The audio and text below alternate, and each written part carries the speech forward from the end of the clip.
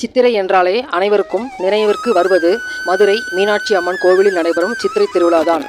மீனாட்சி திருக்கல்யாணத்தையும் கள்ளழகர் வைகையாற்றில் இறங்கும் வைபவத்தையும் நேரில் காண முடியாவிட்டாலும் உலகின் எந்த மூலையில் இருந்தாலும் டிவியிலாவது பார்த்துவிட வேண்டும் என்று நினைக்காதவர்கள் இருக்க முடியாது. மதுரை மக்கள் மட்டுமின்றி உலகின் பல பகுதிகளிலும் இருக்கும் மக்கள் கொண்டாடும் விழாவாக இருப்பது மதுரை சித்திரை திருவிழாவாகும். உலகிலேயே பெண்ணரசி ஆட்சி செய்யும் ஒரே ஊர் மதுரைதான். மதுரை மீனாட்சி அம்மன் கோவிலில் வருடத்தின் அனைத்து மாதங்களுமே திருவிழா நடைபெறும். அவற்றுள் சித்திரை மாதத்தில் நடைபெறும் சித்திரை திருவிழா மிகவும் விசேஷமானதாகும். இத்துணை சிறப்புமிக்க சித்திரை திருவிழா எப்படி ஏற்பட்டது என்ற புராண கதை பற்றி உங்களுக்கு தெரியுமா? சித்ரா பௌர்ணமி நன்னாளில் கள்ளழகர் வைகையில் கால் பதிக்கும் நேரத்தில் பக்தர்கள் பரவசத்தோடு எழுப்பும் கோவிந்தா முழக்கம் விண்ணை எட்டும். அதை கேட்கும் பலருக்கும் கண்களில் கண்ணீர் பெருகும்.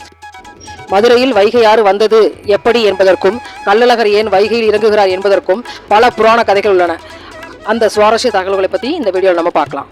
மதுரையில் மீனாட்சி அம்மனுக்கும் சொக்கநாதருக்கும் கல்யாணம் நடத்த ஏற்பாடு செய்யப்பட்டது. அம்மையப்பனுக்கு திருக்கல்யாணம் என்றால் சும்மாவா, ஊரே விழா கோலம் பூண்டது.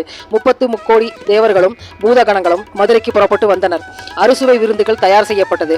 மலையாக சாதம் சமைக்கப்பட்டது. திருமணத்திற்கு வந்திருந்த அத்தனை பேர் சாப்பிட்டும் உணவு காலியாகவில்லை. மலையாக குவிந்திருந்தது. அதை பார்த்த அன்னை மீனாட்சி, உணவுகள் இவ்வளவு இருக்கிறதே, என்ன செய்வது என்று சிவபெருமானிடம் கேட்டார். உடனே சிவபெருமான் குண்டோதரர்கள் இருவரை அங்கு வரவழைத்தார். மீதமுள்ள சாதம் பலகாரங்களை சாப்பிடுமாறு அவர்களை பணித்தார். அவர்கள் இருவரும் அடுத்த சில நிமிடங்களிலேயே அத்தனை உணவு வகைகளையும் பலகாரங்களையும் வேகமாக தின்று தீர்த்துவிட்டனர். சாப்பிட்டு முடித்ததும் அவர்களுக்கு தாகம் ஏற்பட்டது. தாகத்தை தணிக்க பெரிய அண்டாக்களில் இருந்த தண்ணீரை மடக் என்று குடித்தனர். பெரிய அண்டாக்கள் எல்லாம் அவர்களுக்கு சிறிய டம்ளர்கள் போல் இருந்தன. அந்த தண்ணீர் அவர்களுக்கு போதவில்லை.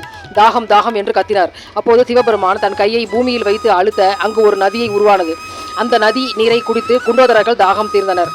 சிவபெருமான் தன் கையை வைத்து உருவாக்கியதால் தான் அந்த நதி வைகை என ஆயிற்று என்கிறது புராண கதை.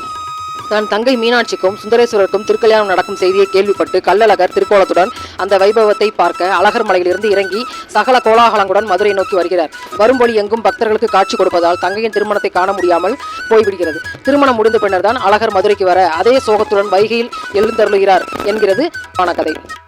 இத்துணை சிறப்பு வாய்ந்த மதுரை சித்திரை திருவிழாவை நான் ஒரு 17 வயது வரை காணும் பாக்கியம் எனக்கு கிடைத்தது. வேறு யாரெல்லாம் பார்த்திருக்கிறீர்கள் என்று கமெண்ட்டுகள் பதிவிடுங்கள்.